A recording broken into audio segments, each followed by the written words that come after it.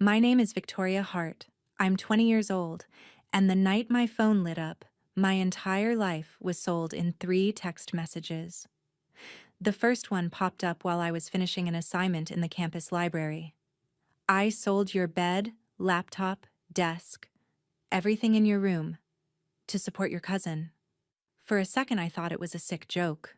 Then another text came, calmly explaining, she needs the money to raise her child. Family comes first. My hands started shaking as I stared at the screen. My laptop. The one I'd worked double shifts to pay for. My bed. My desk. The shelves I'd built with my own hands. My entire room, wiped out with a few taps of my mother's thumbs. I typed so fast my fingers hurt. What am I supposed to sleep on when I come home? Where am I supposed to study? Her response was ice cold. If you don't like it, go live in the storage room. From now on, this place belongs to your cousin. My ears rang. I swallowed hard and typed one last message. At least tell me you didn't touch the watch Grandpa left me. I stared at the typing bubbles, praying. It was sold for $300, she replied. No apology, no hesitation. Something inside me snapped. I grabbed my car keys, walked straight past my classmates, and headed for the parking lot. I didn't even feel the cold as I drove. There was only one person who had ever protected me from my mother's family-first excuses, and I was going to him now. 2 hours later, as I sat in my grandfather's driveway, my phone exploded with calls and messages from my mom. What happened? What did you say to him? Before I tell you what my grandfather did, and how one conversation turned my entire family upside down, tell me in the comments what time it is for you right now and where you're watching from. I really want to see how far this story about family, betrayal, and karma can travel. By the time I killed the engine in front of my grandfather's house, my cheeks were stiff from dried tears I couldn't even remember shedding. The porch light was on, casting a warm square of yellow on the front steps, the only place that had ever felt truly safe. I sat there for a few seconds, gripping the steering wheel, replaying those messages in my head like a broken record. I sold your bed. Go live in the storage room. The watch was sold for $300. 3 sentences that told me exactly how much my mother thought I was worth. I forced myself to move. I climbed the steps and knocked twice. The door opened almost immediately, as if he'd been waiting behind it. Tori? He said, using the nickname only he used. Deep lines furrowed his forehead when he saw my face. What's wrong? That one question broke whatever composure I had left. I pushed past him into the hallway, words tumbling out of me before he even had time to close the door. She sold my things, all of it. My bed, my laptop, my desk, everything. And the watch. The watch you left me. She sold that too. He didn't interrupt. He just guided me into the living room, sat me on the couch, and let me pour it all out. I told him about the texts, about the way my mother always said, family first, when she meant your cousin first, about the years of being the backup child, the responsible one, the one who could be sacrificed just this once, over and over again. As I spoke, my mind kept branching out into flickering, vicious little daydreams. In one, I pictured myself marching into my old room with a camera, filming the emptiness, posting the whole thing online. My mom sold my life for $300. In another, I imagined suing her, dragging her into court in front of a judge who would finally say the words I'd been dying to hear. You were wrong. A third version was quieter but darker, packing my car with whatever scraps I had left, vanishing without a word, and letting her discover what it felt like to be abandoned. It was like a twisted mind map in my head, arrows pointing to revenge, escape, exposure. But I didn't know which one to choose. She said I could live in the storage room like some leftover box. I finished, my voice cracking. And she didn't even ask before selling your watch. My grandfather's eyes hardened in a way I'd rarely seen. She sold the watch? He repeated slowly. I nodded, a fresh wave of shame washing over me, as if I'd failed him by not protecting it. I thought it was the one thing she wouldn't touch. He leaned back in his chair, jaw clenched. I gave that watch to you, he said quietly, more to himself than to me. Not to her. She had no right. A heavy silence settled between us. Then he asked a question that sliced through my self-pity like a knife. Tori, why do you think she chose your things instead of her own? I stared at him, stunned. Because she doesn't care about me? I answered automatically. He shook his head. She cares. Just not the way she should. She chose your things because you're the one she expects to survive it. She thinks you're strong enough to lose everything and still be fine, so you're always the sacrifice. The word sacrificed felt like a stone dropped into my chest. Sacrificed for her cousin's rent, her cousin's baby formula, her cousin's mistakes. That's not strength, I whispered. That's being disposable. His gaze sharpened. Exactly.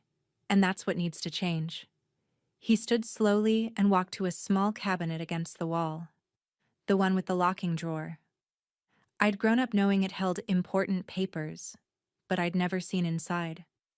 He took out a folder thick with documents and set it on the coffee table. Your mother has been living in my house and living off my money for years, he said, opening it. I told myself I was helping her get back on her feet, but she never stopped leaning. He flipped through the pages. Bank statements, transfers, checks. My mother's name was everywhere. I didn't want to drag you into this, he continued, but selling that watch crossed a line I can't ignore. My throat went dry. What are you saying? He looked me straight in the eyes.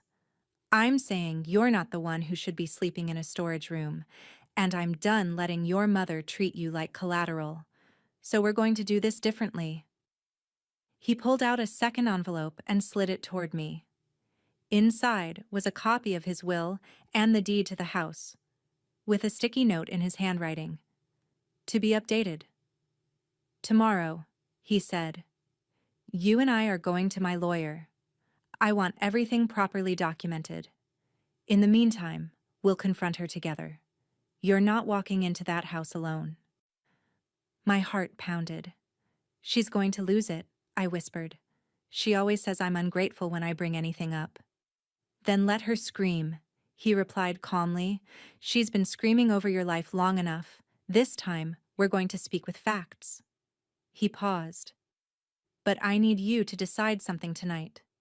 Do you want to fix the relationship, or do you want to protect yourself even if it means losing it? That question hung in the air like a weight.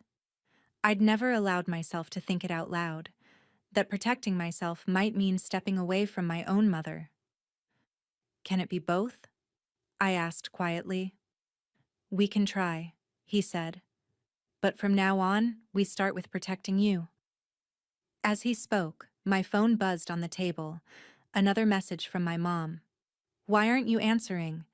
Your cousin is crying. You're making everything harder.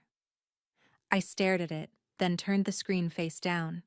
For the first time in my life, I didn't feel obligated to reply. If you were in my place, sitting there with proof that your own mother treated you like a piggy bank, what would you do first? Confront her? Expose her? Or walk away? The next afternoon, we pulled into the driveway of the house I was supposed to call home, though it had started to feel more like a storage unit for everyone else's needs. My grandfather cut the engine and looked at me. Remember, he said, you don't have to raise your voice to be strong. Let the facts do that for you. My stomach twisted, but I nodded. We walked up to the front door together. This time, I wasn't the kid trailing behind. I was the one with a folder of screenshots and a witness who actually believed me. When the door swung open, my mother was already there, jaw tight, eyes blazing. She must have been watching from the window. So you ran to Daddy and tattled? She snapped, ignoring my grandfather completely. Unbelievable, Victoria. The old me would have flinched at that tone. Now I just stepped aside so my grandfather could walk in first. Jane, he said, his voice cold in a way I'd never heard him use with his own daughter. We need to talk about the things you sold that did not belong to you. She rolled her eyes. Oh, here we go. You're going to take her side now? You know how hard it's been for Savannah. She has a baby. Victoria is an adult. She can replace a bed. I pulled my phone out, my hands surprisingly steady. Can I replace this? I asked, tapping the screen to show her own messages. The list of items, the storage room comment, the line about the watch. She glanced at the phone, then away, like it burned her. You're being dramatic, she said. I told you I'd help you get another laptop when things calm down. You're making this a bigger deal than it is. My grandfather stepped closer. She's not, he said sharply. That watch was not yours to touch. I gave it to her. Selling it was theft, Jane. The word hung in the air like a slap. Theft. For a split second, something flickered in my mother's eyes. Not guilt, but fear. Don't you dare accuse me of that, she hissed. It was in my house. I made a decision for my family. That's what mothers do. Mothers protect their children, my grandfather countered. They don't empty their rooms and call it support, when what they mean is control. A small sound came from the hallway. My cousin appeared, the baby balanced awkwardly on her hip. She looked exhausted, dark circles bruising the skin beneath her eyes. Can we not fight in front of the baby? She murmured, shifting her weight. My mother rounded on her too. See what you've done? She demanded. Now your grandfather thinks I'm some kind of criminal. Because she couldn't just be grateful. I stared at Savannah, watching the confusion and guilt war on her face. It hit me that she had probably only heard my mother's version. I made sacrifices for you. Your cousin is being selfish. Did you know she sold my things? I asked quietly. Specifically my watch? Savannah looked at me, then down at the baby. She said you didn't mind helping, she admitted. She told me you said it was just stuff. My laugh came out harsh and humorless. Did she tell you I was supposed to sleep in a storage room when I came home? Silence. My grandfather pulled a folded paper from his jacket pocket and placed it on the coffee table. I spoke to my lawyer this morning, he said. We went over everything I've paid for. This house, your utilities, the loans you never repaid. I've been trying to give you a chance. But selling that watch crossed a legal line too. My mother's face paled. You wouldn't, she whispered. You're not going to... What? Call the police? Sue your own daughter? He didn't answer right away. Instead, he looked at me. Do you want me to? The room spun for a second. He was giving me the choice. The part of me that had been screaming for justice wanted to say yes, absolutely. Make her feel what it's like to be powerless. Another part saw my cousin clutching her baby tighter, like the room itself was unsafe. I don't want her in jail, I said finally, my voice rough. I want her to stop treating my life like a savings account she can cash out whenever she wants. My grandfather nodded, then turned back to my mother. Here's what will happen, he said slowly. You will repay the value of the watch and the items you sold. You will stop using my money without my permission. And starting next month, this house will no longer be in your name. You'll pay rent or you'll move. I'm done funding your bad decisions. The words hit harder than any shout. My mother stared at him as if he'd slapped her. You can't do that, she whispered. This is my home. No, he replied softly. It's mine. And you've forgotten that. For the first time, she didn't have a quick comeback. Her jaw worked soundlessly.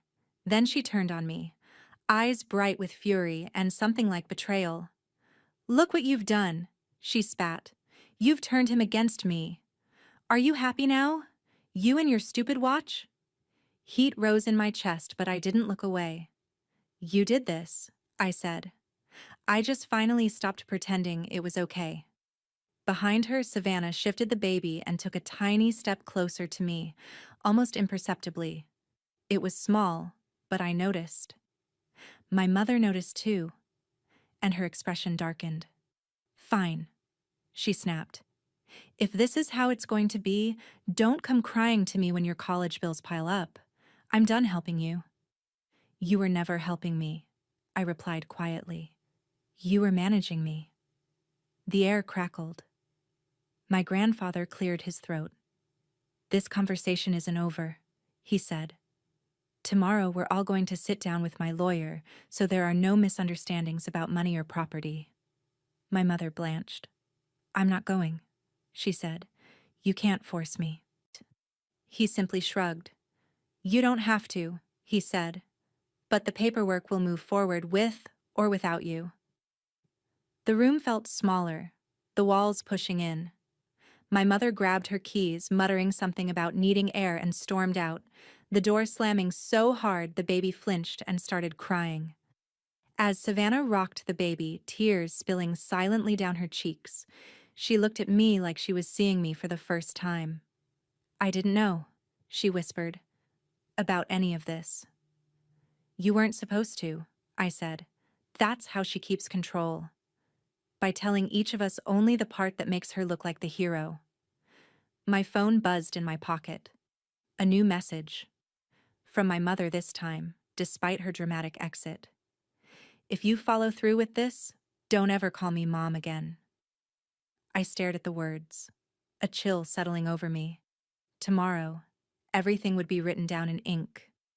Who owned what, who owed what, and where I stood in this family. But if you knew that signing those papers might permanently change your relationship with your own mother, would you still go to that meeting? The law office was quieter than I expected. No dramatic banging of gavels, no shouting, just the steady hum of a printer and the scratch of pens against paper. Still, my heart pounded like we were walking into a courtroom. My grandfather, his lawyer, and I sat at one side of the polished table. The empty chair across from us felt like a threat. She might not come, I whispered. She'll think if she ignores it, it'll go away. The lawyer smiled politely, shuffling documents. The paperwork doesn't depend on her attendance, he said, but it's better for everyone if she's here to hear it. 5 minutes before the appointment time, the door opened. My mother walked in, sunglasses on despite being indoors, like she needed a layer between herself and the consequences. She didn't look at me when she sat down. Let's get this over with, she said. I have a baby to help take care of. The lawyer introduced himself and began outlining what my grandfather had already explained to me: the transfer of certain accounts into a trust with my name on it, the adjustment of his will, and the new rental agreement for the house my mother lived in. This is insane, my mother interrupted, her voice rising. You're giving my daughter more control than your own child. My grandfather didn't flinch. I'm giving responsibility to the person who has shown she can handle it, he replied. You've had years to prove the same. The lawyer slid a document toward her. This outlines the repayment plan for the value of the items sold that were not legally yours, he said, including the watch. She picked up the paper, skimmed it, then laughed, a sharp, humorless sound.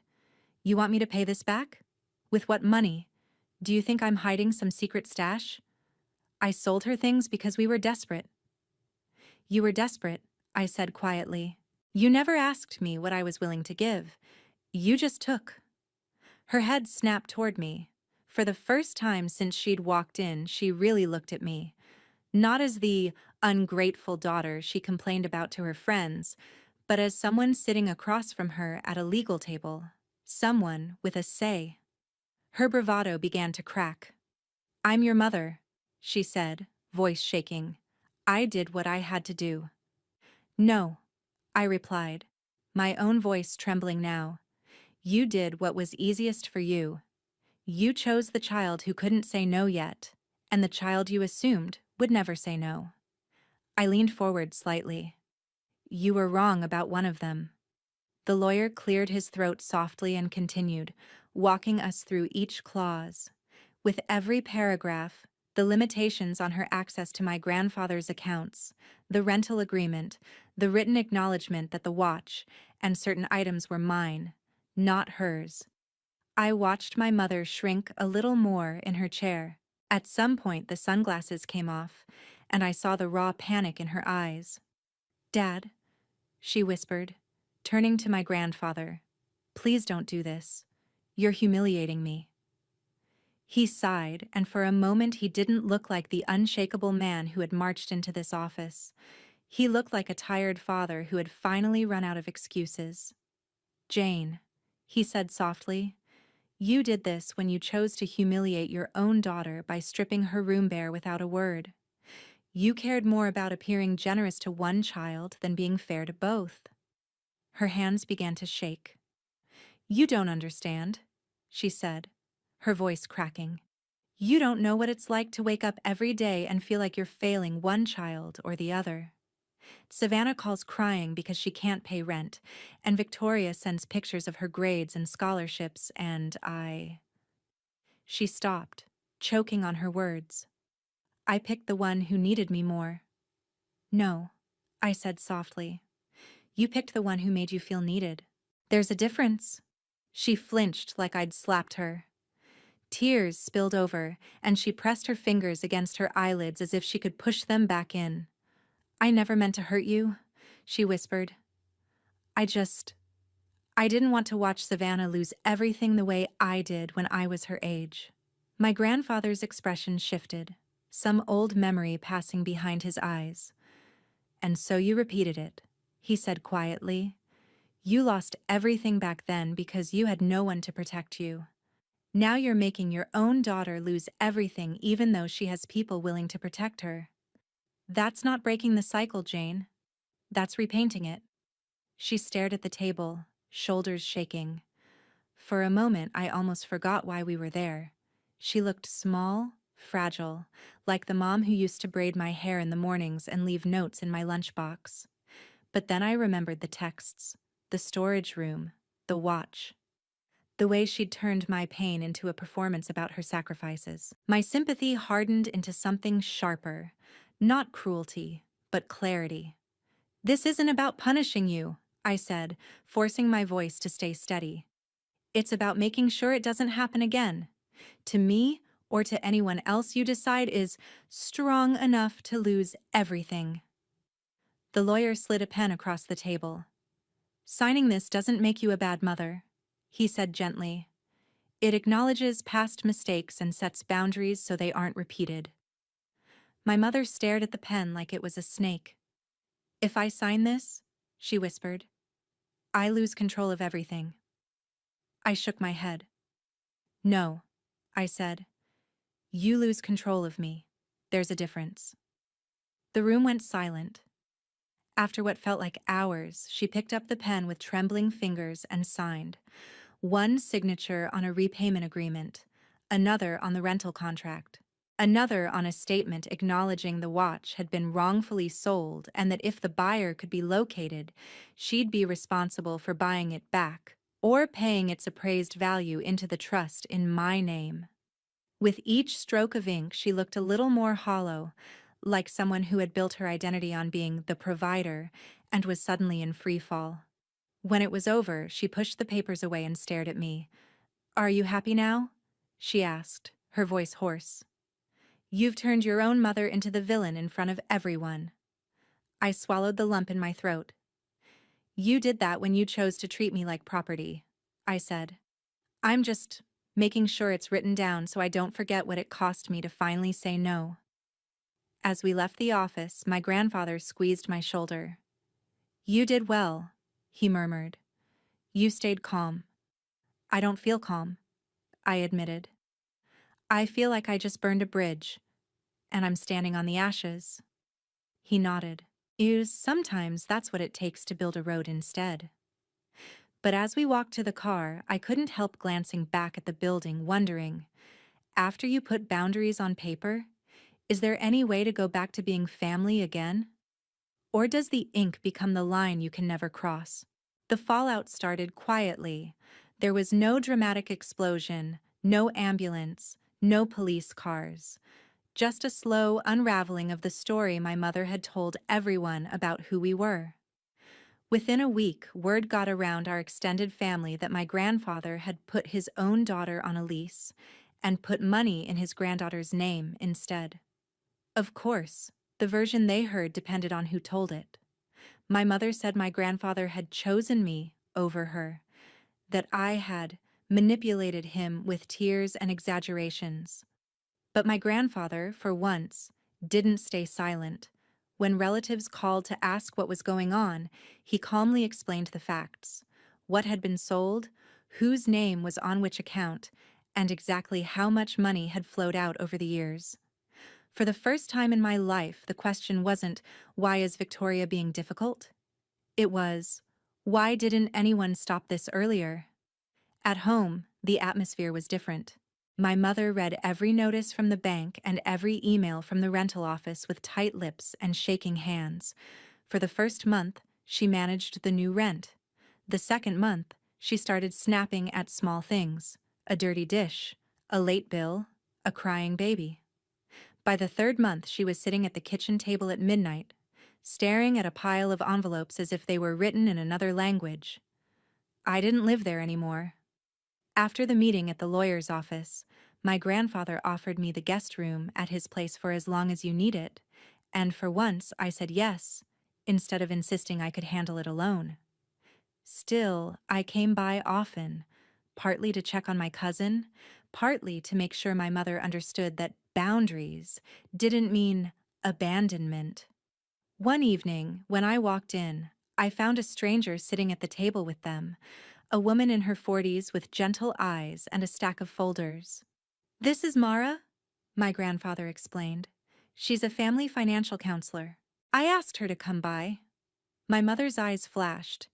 "He thinks I need someone to explain money to me," she said bitterly, gesturing at the papers. Apparently, having a daughter who studies business management wasn't enough. Mara smiled calmly. "I'm not here to judge you," she said. "I'm here to help you figure out how to live within your means, now that certain support has changed." She glanced at me. "And to make sure everyone in this house understands what fair looks like." Over the next hour, we went through numbers. Real numbers, not the vague, "we'll figure it out" my mother liked to use. Rent, utilities, food, baby supplies, debts. My mother bristled at every suggestion that involved cutting back. "I can't just stop helping Savannah," she protested. "She has a baby." "No one is asking you to stop helping," Mara replied gently. "We're asking you to stop helping in ways that require sacrificing someone else's stability without their consent." She turned to me. "Do you feel like your needs have been considered equally in this household?" The question was simple, but it landed like a punch. I looked at my mother, who refused to meet my eyes. "No," I said finally. "I feel like my needs were always negotiable, and my cousins were sacred." For a moment, the only sound in the room was the baby's soft breathing from the bassinet. My mother's face crumpled. "You have no idea how guilty I've felt every time I couldn't help her," she whispered. "Watching her struggle reminds me of being 19 and alone with you, and no one answering their phone when I called." My chest tightened. I'd heard pieces of that story my whole life. The nights she'd gone hungry, the jobs she'd lost, the people who'd turned their backs. But this was the first time she'd connected it directly to what she'd done to me. "So you decided to become the person who always answered her phone," I said quietly. "You just forgot that sometimes." She called it my expense. Mara nodded slowly. "That's a common pattern," she said. "We overcorrect for the pain we went through and end up recreating it in a different direction." She turned to my mother. "But there's another way to show up for your children, one that doesn't require one of them living in poverty of love or resources so the other doesn't."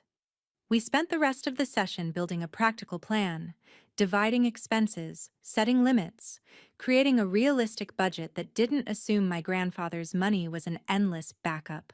For every line we adjusted, my mother argued, then deflated, then scribbled a reluctant initial. It wasn't dramatic, but it was real. Consequences had finally arrived, not as a screaming match, but as line items on a spreadsheet that didn't lie. After Mara left, my mother sat quietly for a long time. Finally, she spoke without looking at me. "Do you really think I saw you as disposable?" she asked, her voice barely audible. The old me would have rushed to reassure her. "Of course not, Mom. I know you love me." But love without accountability had gotten us exactly here. "I think you saw me as someone who would always forgive you," I said honestly. "Someone who would always understand and never leave." She swallowed hard. "And now?" "Now," I said, choosing my words carefully. "I still love you, but I won't let you hurt me for the sake of feeling like a good mother to someone else." She flinched, but she didn't argue. That night, as I drove back to my grandfather's house, it hit me that revenge, in my case, didn't look like destroying her life. It looked like forcing her to live within the limits she'd ignored for years. Financial limits, emotional limits, parental limits. It looked like saying no and not backing down when she cried.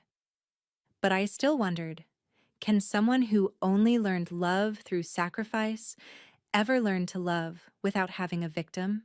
Months passed. If you'd walked into my life from the outside, you might have thought everything had settled. I lived with my grandfather, commuted to campus, worked part-time at a local design studio, and came home to someone who never once asked me to give up my future for anyone else's emergency. But under the surface, the shift was much bigger. With the little stability I suddenly had, a consistent place to sleep, a desk that wouldn't be sold out from under me, a laptop I'd bought with my own paycheck, my brain finally had room for something other than survival. In one of my classes, a professor assigned a project about financial abuse within families. The topic made my stomach twist, but it also lit something up in me. For the first time, I had language for what I'd grown up calling just helping out. I poured my own story into the project, anonymizing the details. A parent who used family first as a weapon, a grandparent who had silently funded years of bad decisions, a child whose belongings were treated as assets instead of memories. At the last minute, I recorded a voiceover and uploaded the project as an unlisted video, just so my professor could view it easily. Then I forgot about it. Until one night, a notification popped up on my phone. "Your video has been shared 500 times. Somehow, my private project had leaked. Someone had screen recorded it and posted it on a platform I'd barely used. By the end of the week, it had hundreds of thousands of views. Comments flooded in. "This is literally my mom. I thought I was crazy for feeling used by my own family. Please talk more about this." People weren't debating whether I was ungrateful. They were thanking me for naming something they'd been too scared to say out loud. I panicked at first. What if my mother saw it and recognized herself? But as I scrolled through the comments, that fear began to transform into something else. A sense of justice that didn't require screaming matches or legal threats.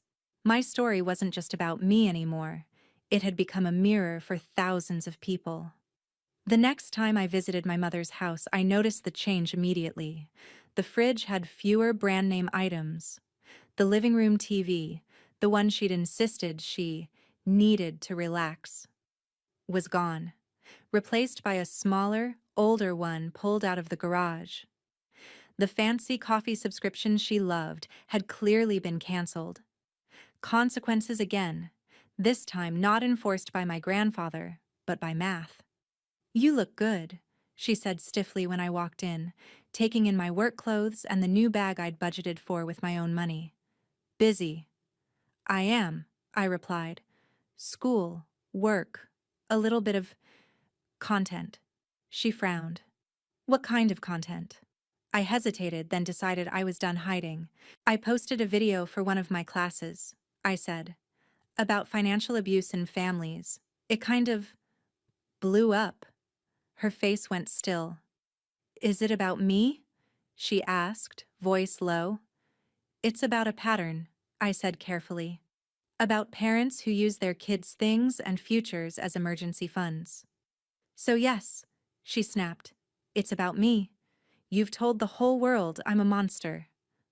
My chest tightened, but I forced myself to stay calm. I never used your name, I said. I changed details. But if you see yourself in it, maybe that says something you don't want to admit.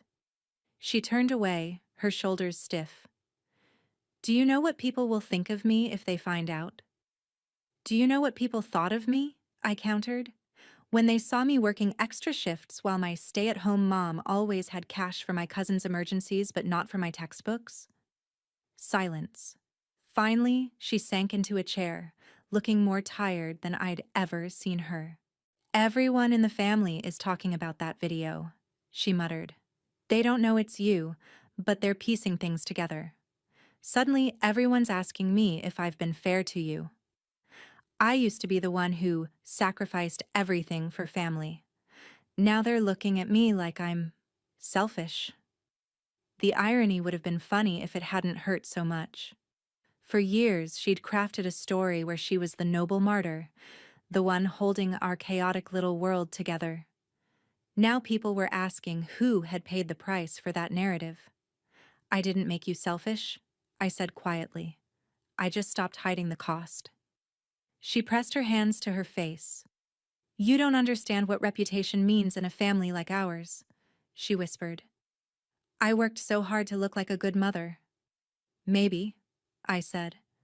You should have worked harder on being one. The words hung in the air like smoke.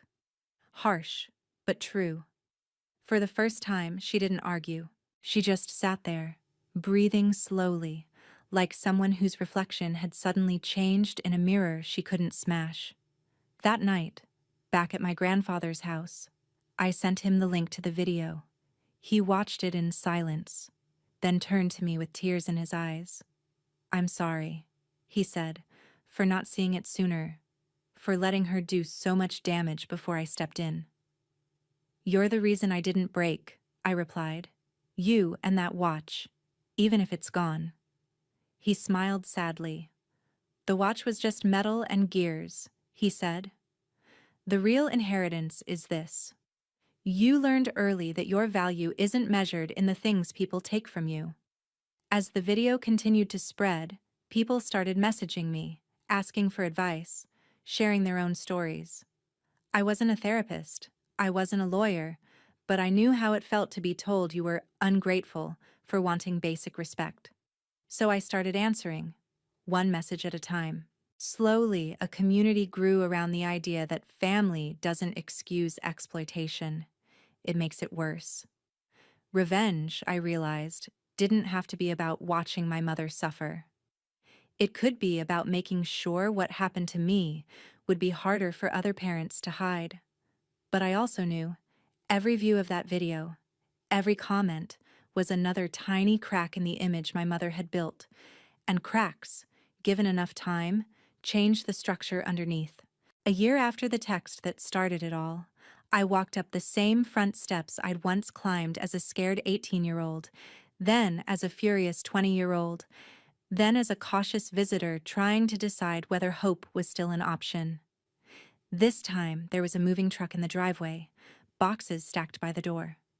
My mother stood on the porch, arms crossed, watching two men carry out the last pieces of furniture.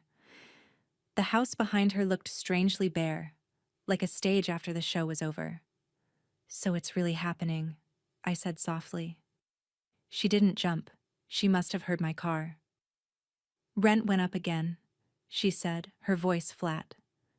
Your grandfather warned me it would. I thought I could handle it.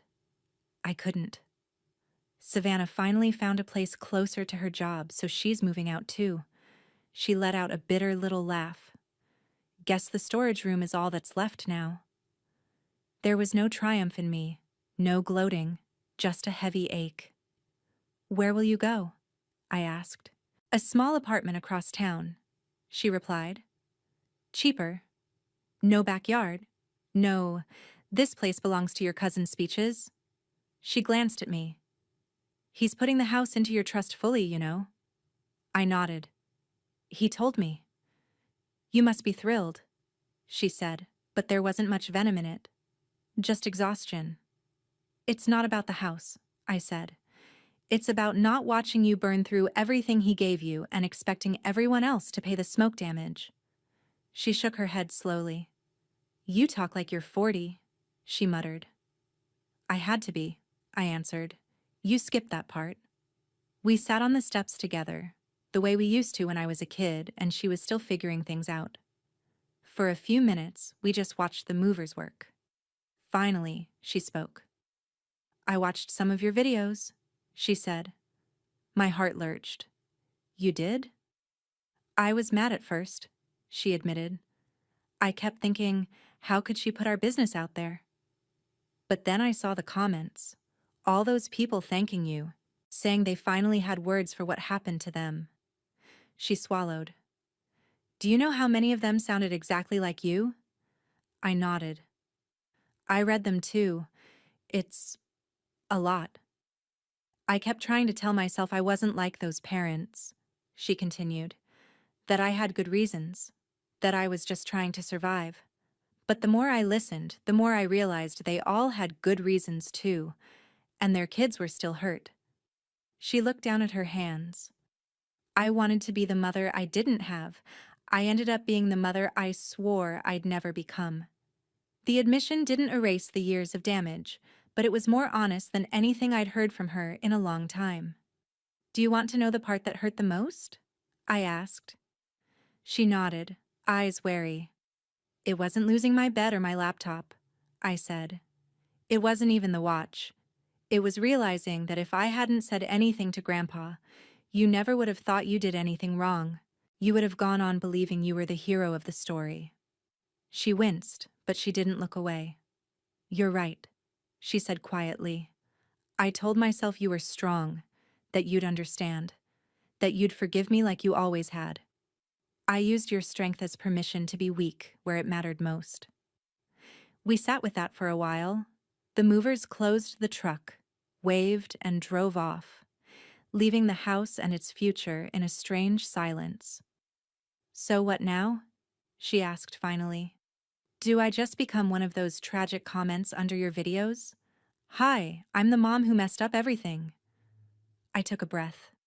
Here was the part where, in most stories, the narrator says something neat and tidy about forgiveness, about fresh starts, about leaving pain in the past. That's not how real life works. "I don't want you to be a tragic comment," I said. "I want you to be the warning that turns into a lesson for other parents and for me." She frowned. "What lesson?" "That love isn't proven through sacrifice alone," I replied. "It's proven through responsibility, through not taking what isn't yours, just because you're scared, through asking instead of assuming, through treating your children as people, not insurance policies." I turned to face her fully. "I'm not going to pretend everything is fine. I'm not going to move back in and act like nothing happened. But I'm also not going to cut you off as long as you respect the boundaries we've set. That's the only way this continues." Tears gathered in her eyes. "Boundaries," she repeated, like it was a foreign word she was trying on for the first time. "You know, in my family growing up, boundaries meant you don't talk about what hurts you." "In mine," I said, "they mean the opposite." She let out a shaky breath. "Then maybe that's your real revenge," she whispered. "Not the trust. Not the videos. The fact that you're going to build a family one day that looks nothing like this." For the first time, the word revenge didn't taste bitter in my mouth. It tasted like possibility. Not destroying what hurt me, but refusing to pass it on. Later that week, I filmed a new video. Not a blow-by-blow of my mother's mistakes. Not a victory lap about legal documents and trust funds. Just me, sitting in my grandfather's kitchen, talking honestly. I told the story of a girl whose room was sold to support family, who thought she was crazy for feeling used because everyone told her she was lucky to have a mother who sacrificed so much. I talked about the difference between help and control, between support and exploitation, between survival and sabotage. And then I said the part I wished someone had told me at 16. You are not ungrateful for wanting your things, your future, and your peace of mind to be yours. You are not selfish for setting boundaries with people who confuse love with ownership, even if those people are your parents. Protecting yourself is not a betrayal of your family, it's a refusal to betray yourself. When I hit post, I didn't check the comments right away. I went outside instead, where my grandfather was watering the small garden he'd kept for years. You're quiet, he observed. You usually ramble after you film. I smiled. It's weird, I said. For the first time, I don't feel like I'm telling a revenge story. What does it feel like then? He asked. A recovery story, I said. A story where the revenge is just refusing to play the same game. He nodded thoughtfully. That, he said, sounds like the kind of story worth telling. Somewhere across town, my mother was unpacking boxes in a smaller apartment, learning what it meant to live without a constant safety net she hadn't earned. My cousin was balancing work and motherhood in a place she'd signed for in her own name. And I was here, finally living a life that wasn't built on the ruins of my own sacrifices. Did my mother change completely? No. People don't rewrite their entire personality in a year. She still slipped sometimes, still said things like, "After all I've done for you," or compared my choices to my cousin's. But each time, I stopped her. Each time, I reminded her, and myself, that love without boundaries isn't love. It's dependency dressed up as devotion. Maybe, in the end, that's the real question this story leaves you with.